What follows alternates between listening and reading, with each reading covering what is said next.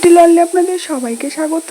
গতকাল ছিল বৃহস্পতিবার, আর বৃহস্পতিবার মানেই আমাদের বাড়িতে নিরামিষ খাওয়া, তাই নিরামিষ মেনুতে বানিয়ে ফেললাম একদম ঘরোয়া স্বাদের আলু খামালুর তরকারি।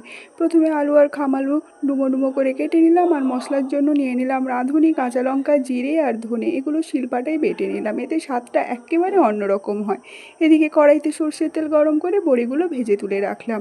ওই তেলেই দিয়ে দিলাম কালো জিরে ফোড়ন, সাথে সাথেই দারুণ গন্ধ বেরোতে শুরু করলো। এরপর কেটে রাখা আলু আর খামালু দিয়ে একটু নাড়াচাড়া করে ঢাকনা দিয়ে দিলাম। 2 মিনিট পরে ঢাকনা খুলে দিয়ে দিলাম হলুদ আর লবণ, আর ভালো করে ভেজে নিলাম। এরপর দিয়ে দিলাম বেশ খানিকটা আদা বাটা আর কাঁচা ছোলা। ভালো করে কষিয়ে নিলাম যতক্ষণ না কাঁচা গন্ধটা চলে যাচ্ছে।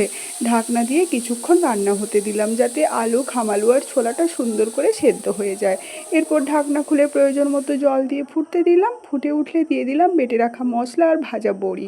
সব কিছু ভালো করে মিশিয়ে দিয়ে সামান্য চিনি আর 1 চামচ ঘি দিয়ে দিলাম, এতেই স্বাদটা একেবারে জমে যায়। আর 2-4 বার ফুটে গেলেই গ্যাস বন্ধ করে দিলাম। গরম গরম ভাতের সাথে এই নিরামিষ আলু খামালুর তরকারি একেবারে মন ভরে যাওয়ার মতো স্বাদ। আজ এই পর্যন্ত, আবার অন্য কোনো রেসিপি নিয়ে আসবো। এখন টাটা।